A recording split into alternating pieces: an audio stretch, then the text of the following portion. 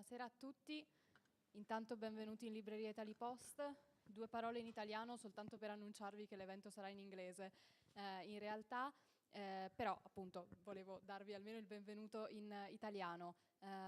We'll start talking in English now because we're here with Wolfgang Münchau, a journalist, opinion leader, and also author of this book, Kaput, La fine del miracolo tedesco. We actually kept Kaput, the title that it has in English too, because the concept of Kaput is the main concept of the book. And the title is quite strong, actually. It suggests that the crisis that Germany is facing is not just a temporary crisis, but an irreversible decline, and we have to understand if there is a way out or not. Why do you think it's structural and not just temporary? I think it's structural, but I'm not saying irreversible. I mean, okay. I'm not talking about the future. Things can happen in the future, and I've been wrong so many times in my life, so I'm not gonna pretend I know what's gonna happen in 10 years. There may well be somebody or some situation that might reverse it, but it's structural, absolutely. And it's not a cyclical crisis. It's not like the kind of slump. We've had these slumps before. For example, in 2003, 2005, this was a bad situation for Germany. The economy, Germany entered the euro with an excessively high exchange rate. The industry was not competitive. Unemployment was high. And there were a few things that happened around that time that helped Germany. And they got out of the crisis. They did reforms on the labor market. That was certainly one factor. But an important thing was East European enlargement. German car companies had a lot of, they used it to their advantage. They constructed or they bought companies and they contracted out labor so they got a competitiveness boost through that. The euro crisis, as bad as it was for Italy, it was great for German companies because it reduced interest rates and it reduced the exchange rate. So that was like and there was no inflation. So it was what they call a real devaluation. This is actually quite rare. Most devaluations, you get devaluation, but then you get inflation and it kind of compensates. That didn't. They got a real sort of positive trade shock. So there were a number of things that were very good. And China was another advantage. China was complementary to Germany. China bought Germany's goods. And then there was cheap gas from Russia. So Germany got out of it. It was a very lucky streak, but then things turned around. And I've been saying the problem of Germany basically is that they've been too reliant on too few industries, like the car industry, the chemical industry, and engineering, and sort of industries that sort of heavy industries, and that is not a sustain. And they were reliant on surpluses, export surpluses. So this wasn't just reliance on industry, but it's also reliant on selling more than buying. And while that sounds good, and it sounds good for economic growth, in the short run, models such as these are not sustainable. And we see this right now, Donald Trump imposing tariffs. He simply does not allow that to happen, that Germany runs this massive trade surplus against the United States. It's simply, it always depends whether you can do this, whether the other side always does that. And that was the case in the last decade and the decade before. It's not the case in the decade now. So the main message of the book, if I just had to sort of summarize it, is that Germany stuck too much to what it knew best, to its technologies of medium. They call it sort of mid-tech. Germany kind of didn't go into the 21st century. Germany is not very good with digital. Italy, by the way, is a lot better with digital industries than Germany. In Germany, they don't like it. You have still fax machines sitting around in German offices, especially in the government, and that's sort of a sign of the sort of the anti-digital digital world. So sort of technology, Germany got stuck in the 1990s, but it worked. It worked for a long time, And also remember, back in 2003. 2005, when we had the last crisis, the German cars were top. The German cars were the best in the market. So the products that weren't the problem, it was the competitiveness. Today it's different, it's the products. German products are still good, but they're not the cutting edge of digital or of the electric car. The electric car is much more digital than the analog, the old diesel car. The value, and this is I think the important thing about electric cars, the value in the electric car is no longer the engine. The value in terms of money, profits, it's the software and the battery. So, and these are technologies that Germany is not on top of. Germany is good with engines and gearboxes and braking systems and axles and this stuff. But in the world of electric cars, the money is made in software and in batteries, and they haven't got anywhere there. So there are a number of things that happened in Germany, and also, I write a lot about finance and the financial system, that tell us that this is a system that had its sort of peak in the 1980s, 1990s. This was sort of Germany at its best, the diesel engine. Now I've got to say the diesel engine is pretty complicated. When I talk about mid-tech, I don't mean this in any denigrating way. I couldn't build a diesel engine. I wouldn't know how to do this. It's very complicated. And there's an awful lot of, know-how that goes into this. So this is really important stuff. However, the world has moved away from it. The world moves away from diesel, and it moves away from the mechanical engineering that relies on diesel. And it moves towards electric, and the electric engine is, by comparison, quite primitive. There isn't much engineering in an electric engine. That's something that has been designed a long time ago. There aren't many parts in an electric engine. Everybody can do it. There's no sort of German advantage in an electric engine like there is in a diesel engine. The German diesel engines are very good, but Germany doesn't have any advantages on electric engines or in any of these sort of the mechanics that power an electric car either. So this is a world very different, and for this. So this is why it's a structural crisis and not a cyclical one. So even today, you may have heard in the news, the German political parties agreed on a fiscal package. So there will be a bit of more spending, government spending. And I think that's a good idea. But this will not change the structural crisis. It's the companies, these are old companies. It's an aging country. And it's also an aging industrial sector. And that's basically what is happening right now. One thing that I didn't mention well was that this book was written and published in 2024, but the things that it talks about are on the news every day in these last few weeks, so we can also refer to that, and we translated it in Italian with Post Editori, and the preface is by Federico Fubini, an important economics journalist, Italian of course. One thing he says, among other things, such as that Wolfgang Münchau is maybe the only really independent journalist on these matters, he also says that the point of the book is that it's not enough for Germany to do the things that they knew how to do in the past. Right now, that's not enough. The model, the whole system has to change. And one of the reasons is that, you argue in the book, Germany built its economy on an unsustainable neo-mercantilistic model. So what were the initial strengths of this model, and why now it has become a trap for Germany? After the Second World War, the model dates back to that period. Or it actually dates back to even longer. Germany was the country that, in the 19th century, it had a lot of physicists.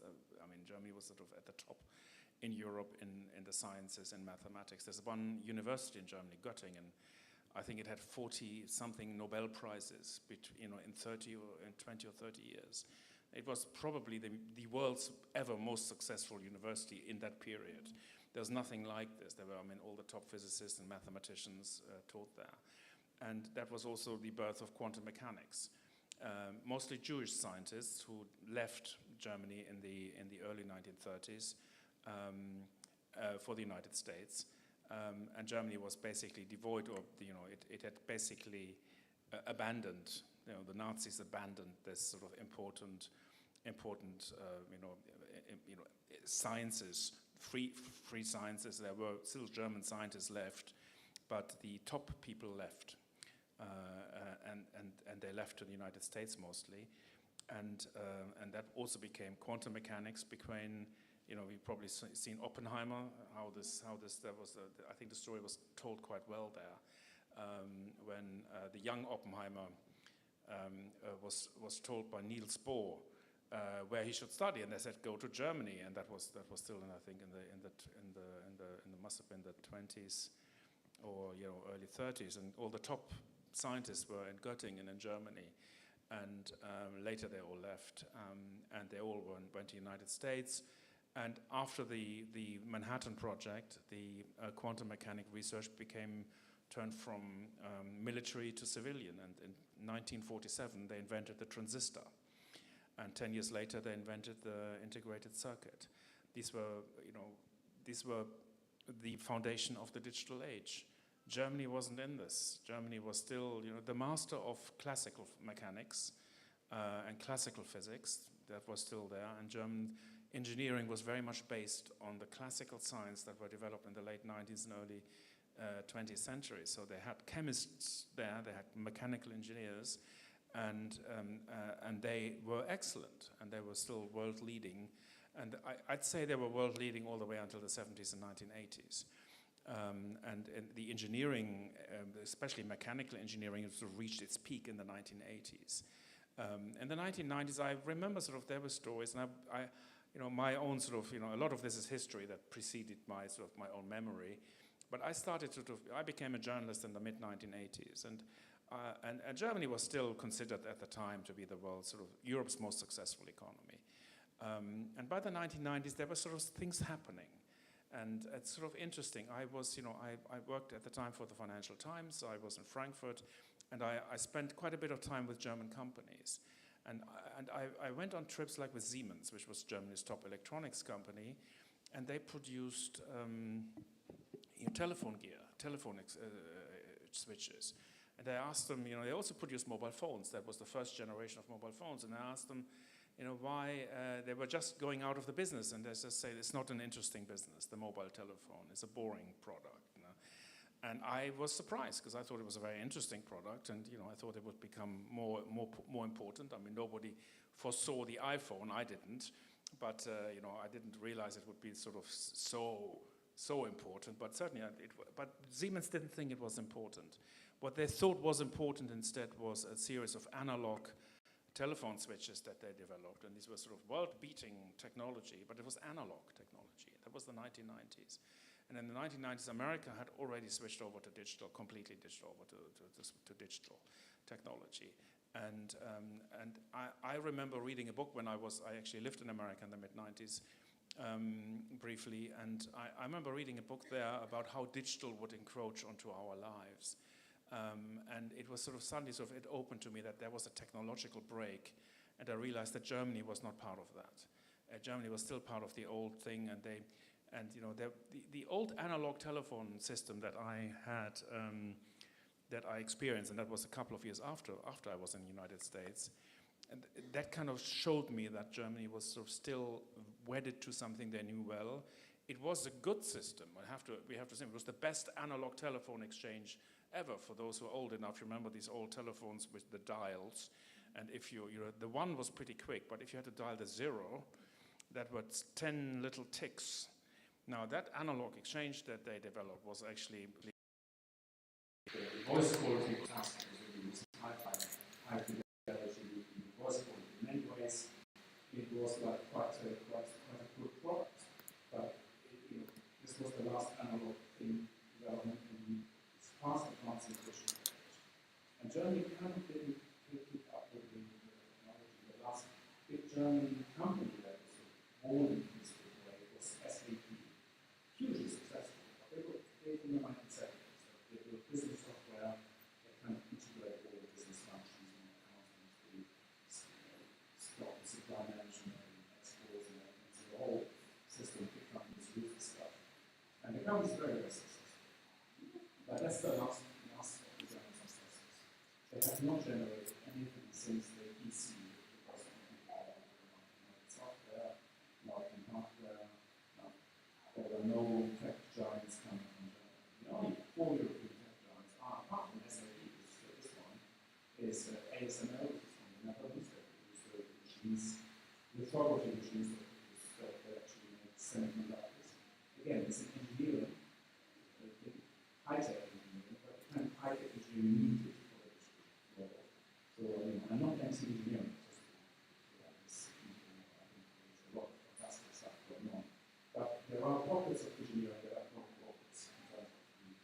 money and capacity, not in terms of technology, like the easy.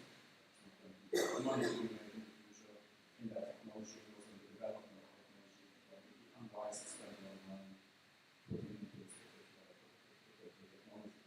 Whereas rockets, space rockets, obviously, is moving equipment rules. This is not going to be our mobile phone will not replace a tractor or anything that takes people. So that's not my point. The point is that the digital economy encroached on the analog economy, but that didn't happen in Germany. And that is stuck in the 90s in this model. Now, you mentioned the neo-mercantilism. I want to explain this perhaps a little bit more. Mercantilism was an old French system. And it was a system where the state, the French state, encouraged exports. It bought more than it sold more than it bought. Back in those days, the money was gold. The currencies, we had gold currencies. So if you sold more than you would buy, you would amass gold. You would become rich. You would have gold. That was basically the reason. And back in those days, the purpose of their mercantilism was for states to amass gold in their hands. The German system is slightly different. It was also designed to produce, by having these industrial companies, they export more than they import. They did not amass gold in the system, but they amassed dollars. So what happens, or maybe or other currencies, but mostly dollars. So the Germans became, they exported their goods, but they imported dollars. Germany became a dollar rich, and it became sort of sitting there, investing the money in America and not in Germany. And so this became very toxic. That German companies started to invest in China, in Russia, in America, but not in Germany. And they were producing these things in their factory. They had these massive export services. And that's not a sustainable economy. In political economics, is that things are reasonably balanced. The fiscal situation should be reasonably balanced. We shouldn't be running large deficits. We shouldn't be running large economic deficits, trade services, trade deficits. In economics, we can all do this from time to time, but Germany always had trade services. Every year. And they were large, so they were large in the system. And that is the sick, that is quite sick.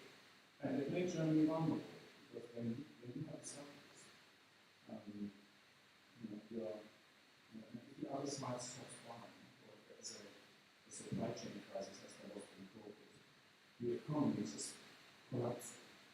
And now the war, the rising energy costs, and now the next thing is the tariffs on Donald Trump. And also the dollar policy, the euros. I was told a lot this is going in the other direction. The euro is strengthening against the dollar, that will be actually probably even bigger than the tariffs. We had a 20% revaluation of the euro against the dollar.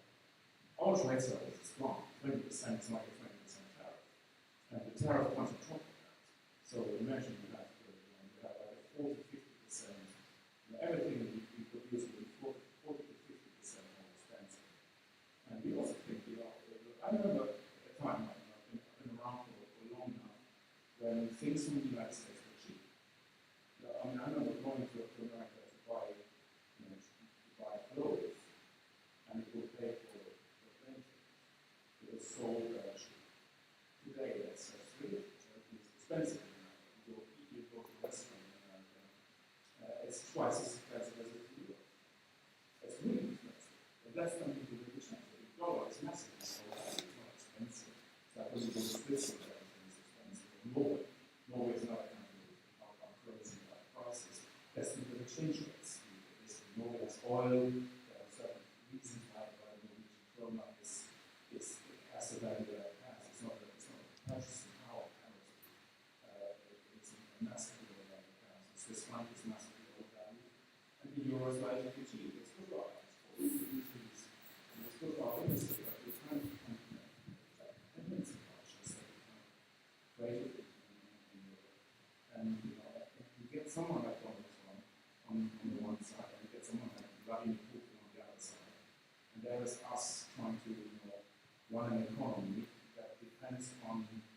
everybody being really nuts, and everybody buying our things, and we have a policy that depends on globalization, on the philosophy of globalization being accepted by absolutely everybody.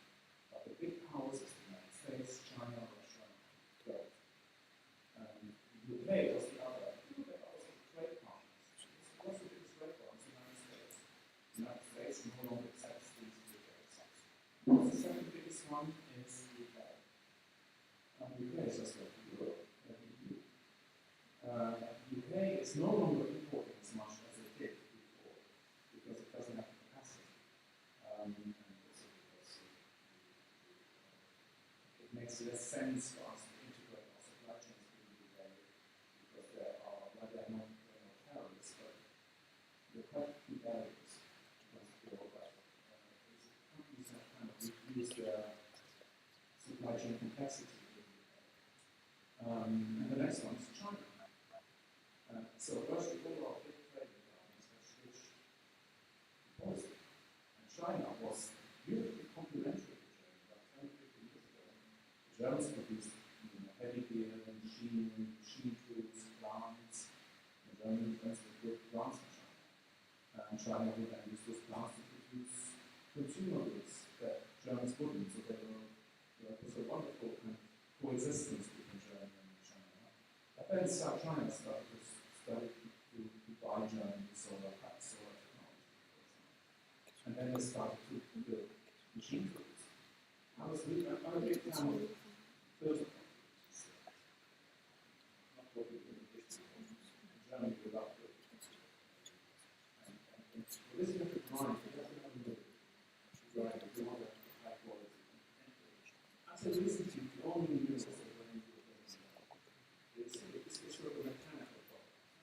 It's a manual.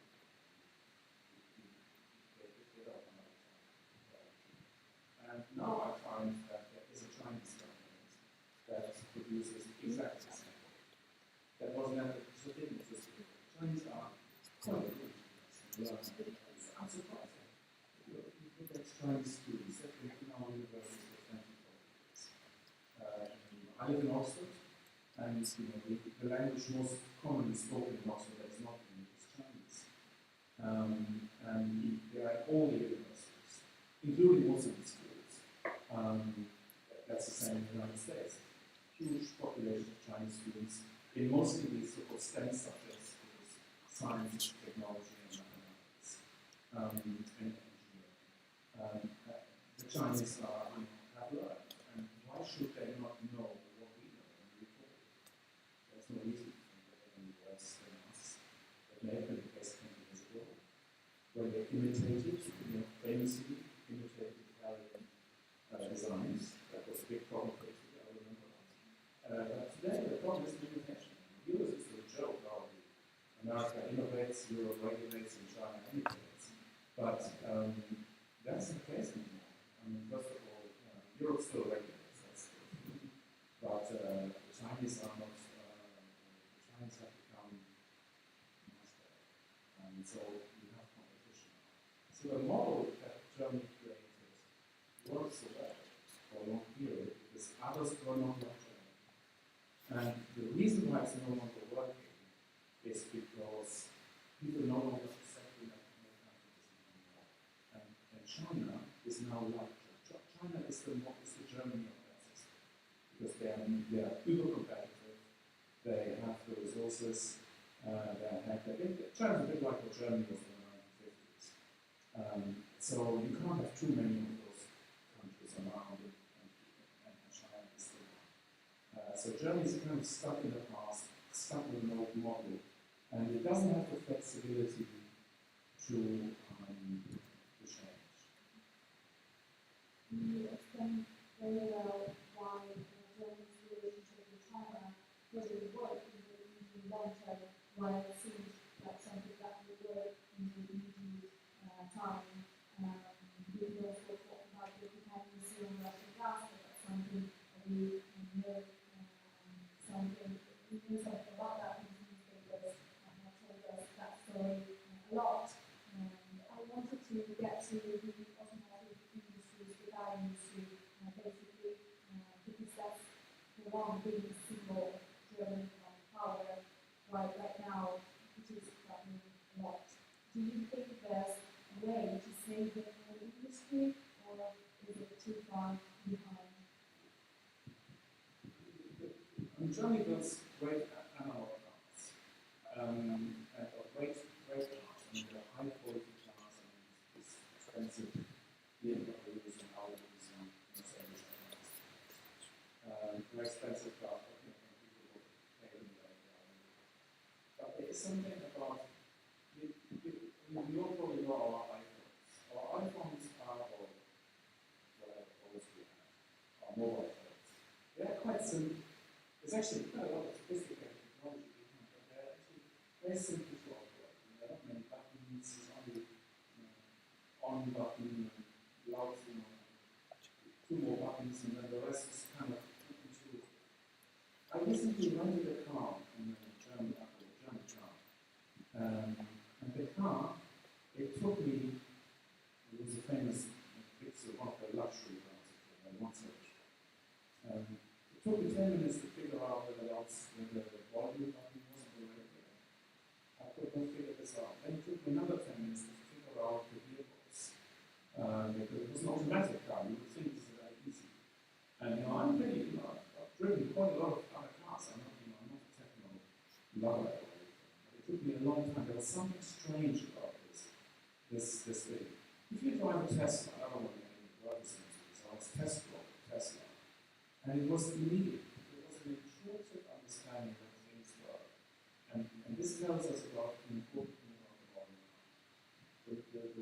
The electric car isn't a car. The electric car is a digital device. The wheels.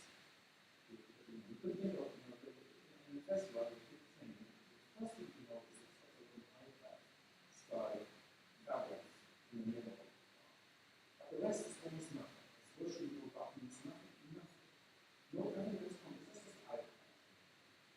And that's basically the car. And you're just sitting in some thing and you're wheels. It does have wheels. But this is not the essential thing. The wheels are not better than the other cars. But it is that sort of software. So we have to think about the electric car not as an evolution of the old car. It's a new product, something different. In the way that the computer was a new product from the typewriter. Initially, we didn't think that, like the computer, I don't know for those who remember the transition in the 1980s. When the computer came on the market, there were only like 2 or 3 applications. One was the word processor, the other one was the spreadsheet. And that was before email, because no internet.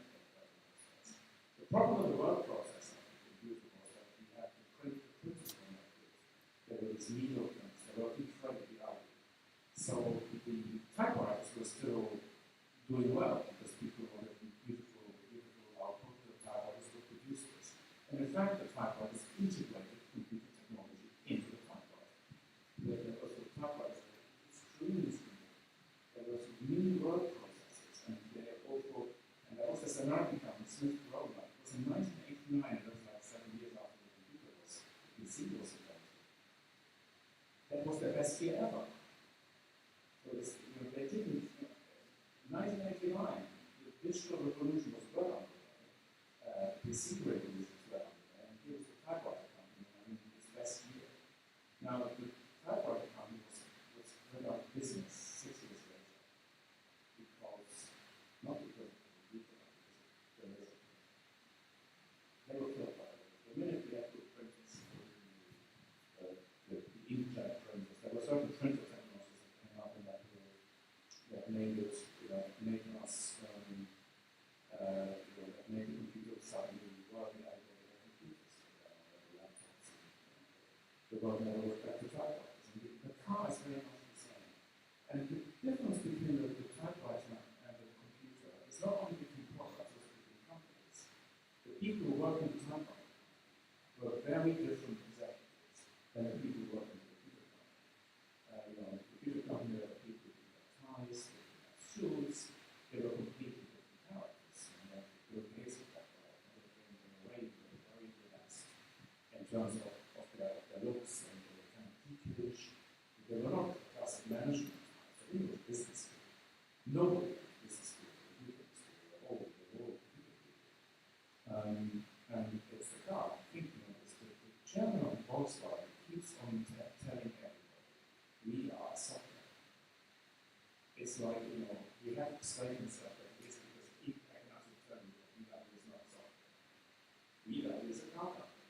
And everything about that car company smells like that. They talk like that. They're not software. They're not AI. There was this famous quote I have in my book. The old chairman of VW is a company that is old culture, like Fiat, and they have the PS. The PS was the Porsche family. And PS was the chairman of Porsche and later Volkswagen, and PS said, that was only 10 years ago, this is dead now. 10 years ago he said, there is no space for electric cars in my garage.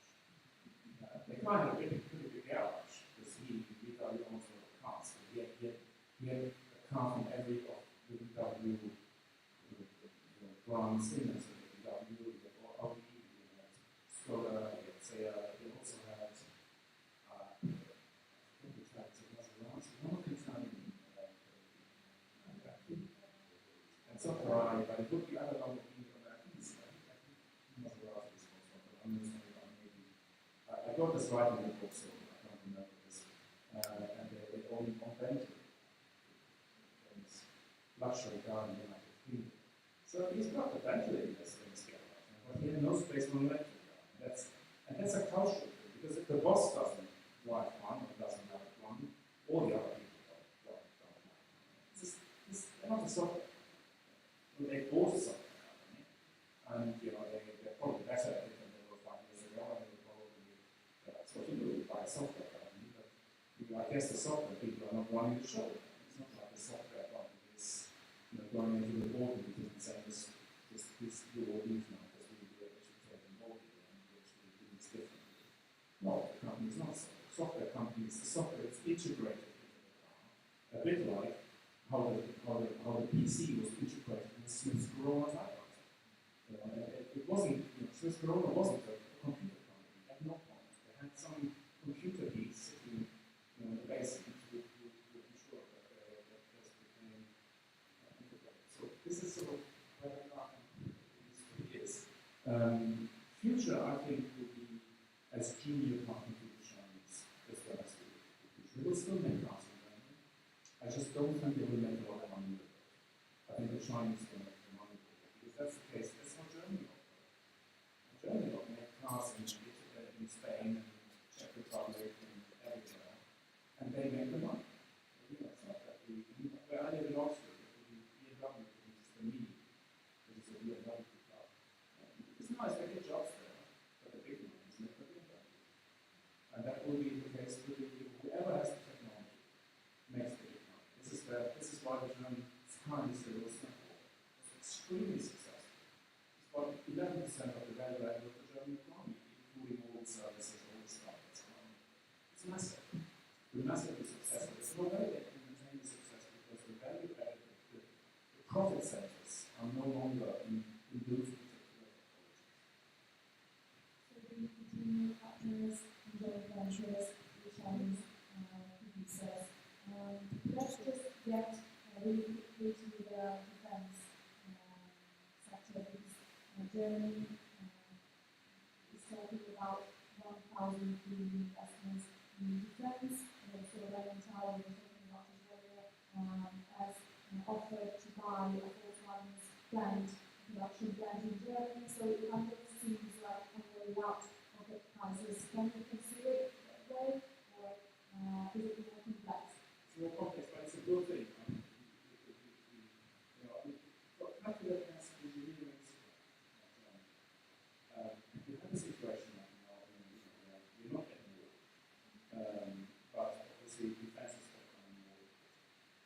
And Germany is probably the only European country that can produce ammunition for Ukraine. And it can produce tanks, and it has that capacity. And also it has the capacity to scale it up. So, and that's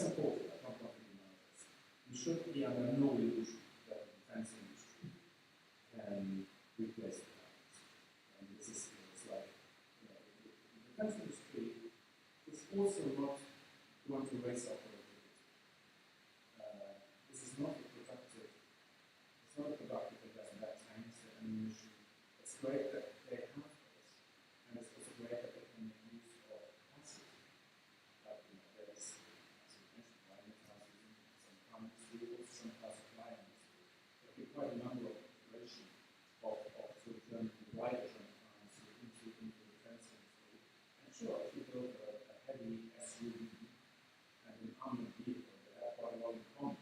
So one would expect there to be, also another some engineers that would also use the involved. I don't deny this is a big thing in Germany as a strength, and it will be positive. It's not question. The government is going to invest more money in defense, and a portion of that will go into German defense industry. But this is through the math, for example, just to get scale.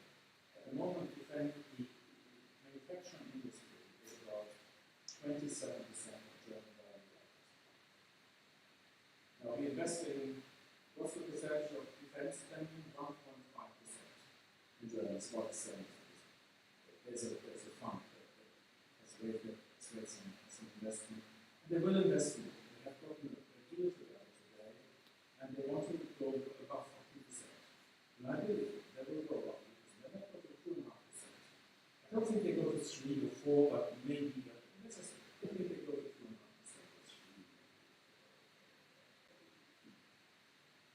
they go from 1.5 to 2.5%. That's 1% of GDP. Now, not all the 1% will go to miners. Most of it will go to barracks, people, soldiers, and then they need soldiers. They will need equipment, but defense is not only equipment. It's also other things. It's also facilities, construction, etc.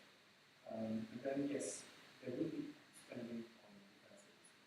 Maybe Rheinmetall will export more than it can sell to the Germans, but it's not like the Germans will supply arms to China. No way. So they're going to supply arms to Russia. So, and the Americans are not going to buy any of our arms either. So let's just be clear. Germany will not be selling arms to France. France wants to build its own arms, and so will the UK. So we should not be under a sort of illusion that the Rheinmetall can be to Germany today or in the future what Volkswagen, Mercedes, and BMW are to Germany today. I think that's what we should just get the scale right. But yes, it's a positive thing. And I think countries, and I think there's one positive thing that I have to say about it is important. I don't think that a country should specialize on just 3 sectors and forget all that stuff. But it is important for countries to maintain industrial capacity. I think the United States went way too much by offshore and basic stuff. Like aluminum. The United States is dependent on Canada for its aluminum production and also imports steel and aluminum from Europe and from other places in the world. And you want to have your own capacity for this. I mean, this is basic common strategic sense. The Europeans, we have now a plan, quite rightly so, to make ourselves independent. It's the critical raw materials act, to make ourselves independent from the rest of the world, and that's perfectly sensible. For that, you need some industrial capacity. So my criticism in this book is not about that. I think Germany is wrong to have kept industrial capacity. Germany is wrong of having the wrong way of just saying, okay, we are the class. Because let's face it, industry, things change. Things have changed a lot in the last 5 years. They may change a lot more in the last 5 years. We've got to be quite flexible. We might do things out of things that we did before. So some countries, I think a lot of European business is actually quite flexible. UK is very flexible. They used to do one thing, now they do something else. Not just doing one thing. And I think that's something we have to sort of also learn and teach our children. That, you may become an engineer, but there may be other things for you. And German kids grew up with that sort of school system. The whole thing was very much geared towards engineering, towards this country. I mean, it's not just the campus. I mean, we can talk about immigration policy, we can talk about schools and all the media and all these. The whole system was very much geared towards this. I mean, I don't anticipate. The book is not published in German yet.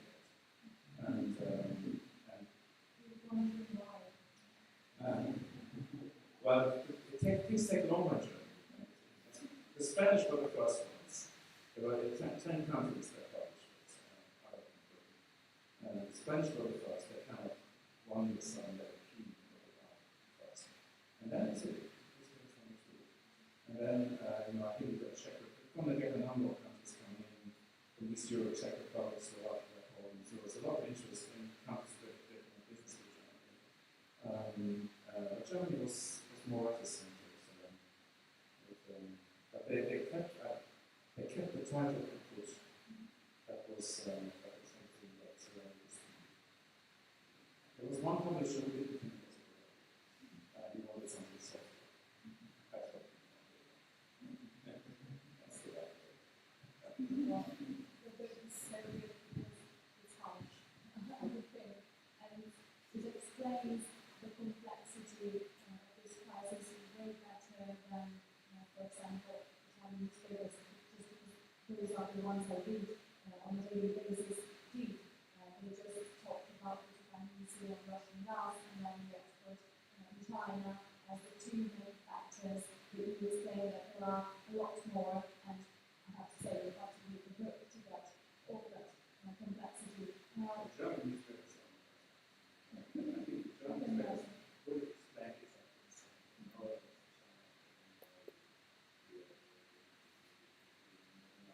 Investment, fiscal policy is tough, or rules, or people always come back to that. Very few people. What I do is the left doesn't, but the right also doesn't. And that's sort of the thing. The left likes to have a story about investment. For them, it's all about the state. I think the state should invest more money, but this in German railway is a tower. Really bad. But if we fix the railway, we haven't fixed the railway. So we've got to be clear about that. We need to fix the railways and we need to fix the bridges. We've got some terrible problems with bridges. Nothing quite as catastrophic as what we have in Germany. We have the same problem. We have exactly the same problem. They called it earlier, but it's not different. They didn't put money into the bridges, and now they have motorways that have closed, huge detours. So big development. They need to fix this. Infrastructure is really important. But this is not the reason why we have to be honest. Separate these things out. The right understands structural shifts. But the right is the one that focuses on this old model. It's the right that supports the industrial model. It's not corporate. The right is not entrepreneurial. It is big company. And so, my plea is to say, look, give young entrepreneurs a chance and open it up. Don't think you know what the business of the future is like. But I know that you've got to give people the freedom to decide that for themselves. Germany hasn't done that. It's very difficult to open a company.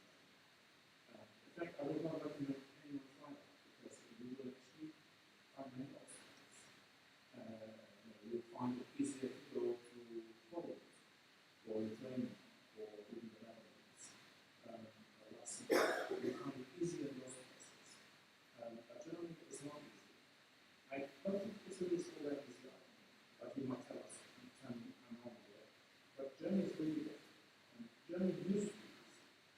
And that's what I want to change, and very few people talk about this.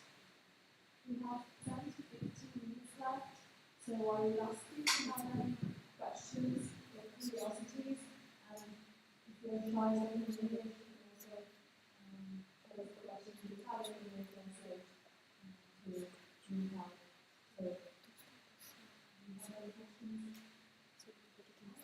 questions?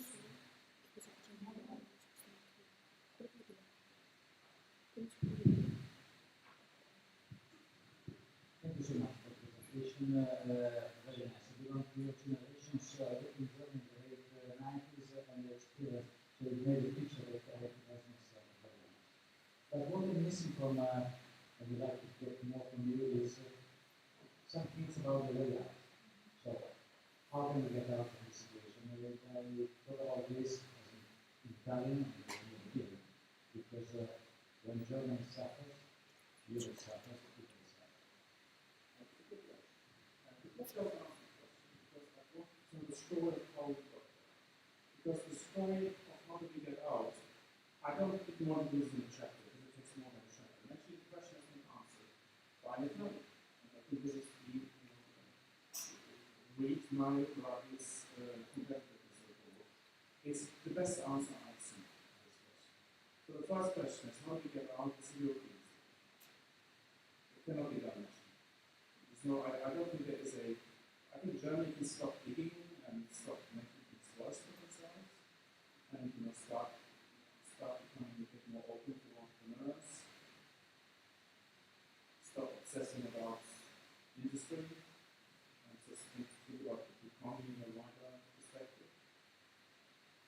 But what you read is what Draghi said: 800 billion in private sector investment, mostly private sector investment. This is not money the EU can spend. The EU doesn't have enough for this. Most of that money comes from the private sector. So that cannot be done without the fundamental reform of our banking system.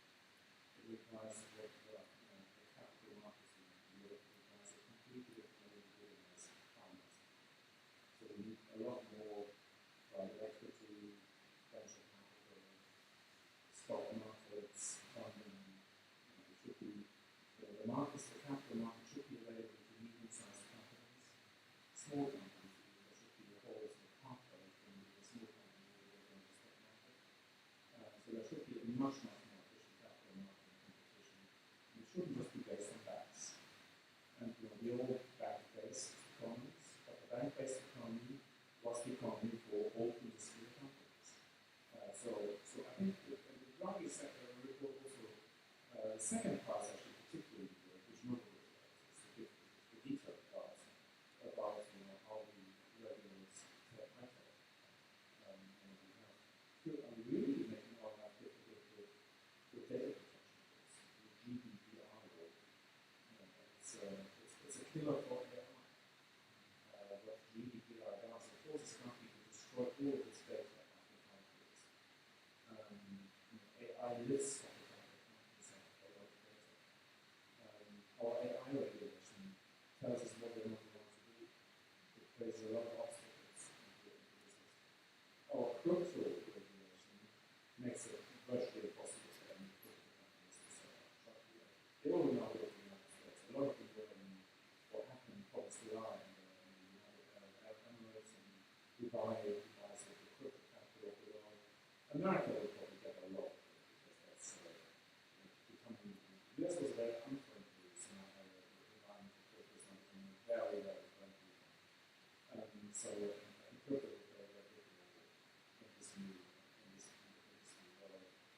So the EU has kind of foreclosed itself off against those plans, and it needs to completely improve the way it operates. The single market, and Draghi wrote recently, the way we have regulated ourselves is a bit like having imposed a tariff on us. I think we mentioned like 40% tariff on all of this inside the industry, and like 100% on services. So we have to think in what we do. So we complain about France tariffs, but we're doing this to ourselves. So we should be actually. This is the only solution. The EU is not doing this anymore. The EU is moving fast in the wrong direction. Absolutely. So I don't think there is a national solution. I don't think any of our countries can solve this. It's just more for this. Capital markets cannot be done. You can't have an Italian. It's impossible. We need scale. The euro gives us scale. We need Eurobonds. We need a banking union. We need capital market. We need a significant. Unfortunately, the European Commission is talking about defense, talking about farm policy, it's talking about corporate governance. It's not talking about this. We've got to do a lot of more things. And I think that's a great shame. So that our European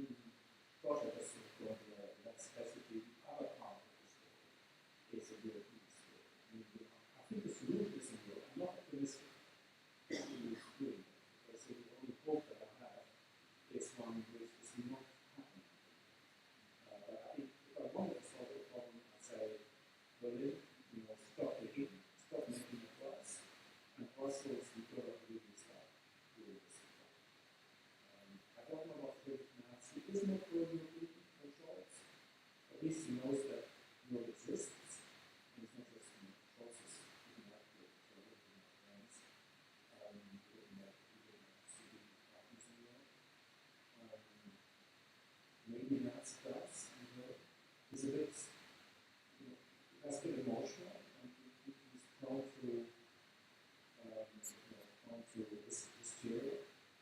So you can like freak out and make bad decisions in that moment. Unusual quality of poetry, but it has that. Yes, exactly.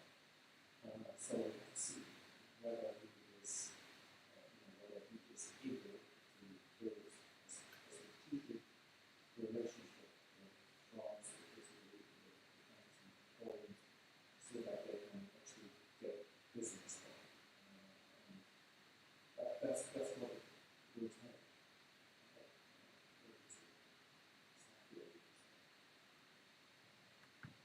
Any other questions? We have time for one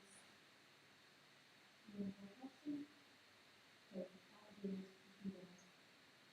What do you think about the new plans, the new from the Alliance plan,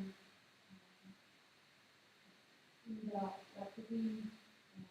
green deal, which has been revised and has transformed into the green industrial deal? What's your take on that? Yeah, I mean, the Green Deal is clearly downgraded. I suspect they miscalculated. They thought that it would just go ahead. They didn't see that it would have a serious impact on industry. And they got a lot of pushback against it. And I think that was a surprise that the central right in particular no longer liked it, and it's something that they like more focus on farmers. And also, I mean, you have to sort of be mindful. I'm a city person. I don't know much about it. But when you see that the Greens, most of the supporters of the Green Party are in big cities, and yet the people who hate the Greens the most are the farmers. Absolutely hate the Greens, and that's you're wondering, is this something that obviously the green policies obviously they affect farmers, that's for sure, and some is negative. But we would assume that if we had a green policy, that there would be at least some section of the agricultural population that would favor that, but that is not the case. So we have to sort of wonder whether that is actually a sensible reform if it doesn't carry the people who are mostly in charge of implementing green policies in agriculture. I'm wondering whether our focus in Europe is very focused on regulation. We've been very focused on regulation, but not very focused on innovation when it comes to the green.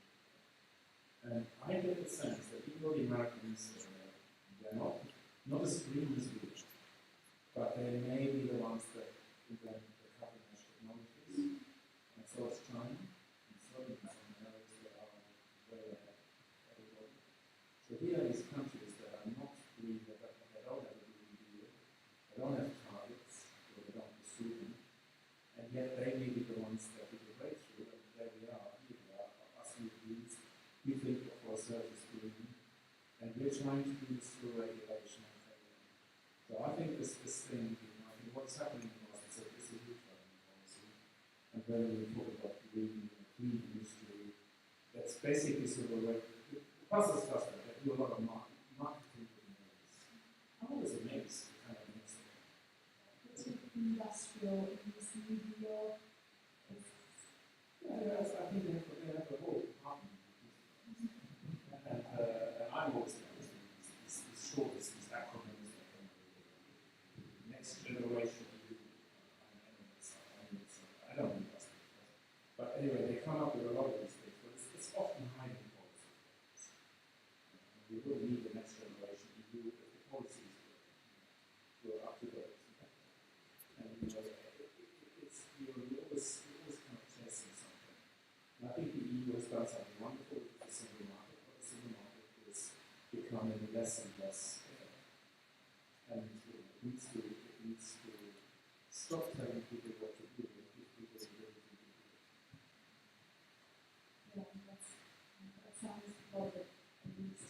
It's very difficult to do that now, I think. But let's hope that the things you mentioned will get away in the near future, and maybe this new peace process will do something about it. not. But right now, thanks to you, we will know what we need to be conscious about. At least we know what's causing this kind of situation, and we know at least we have an idea of some of the things that could start solving the situation. So thank you very much for that. I highly recommend reading the book to get the whole idea of what Germany is facing and what Europe is facing, because, as I said, Germany's problems are European problems and Italy's problems as well, and you know that very well. Thank you, Wolfgang Münchau. Thank you very much.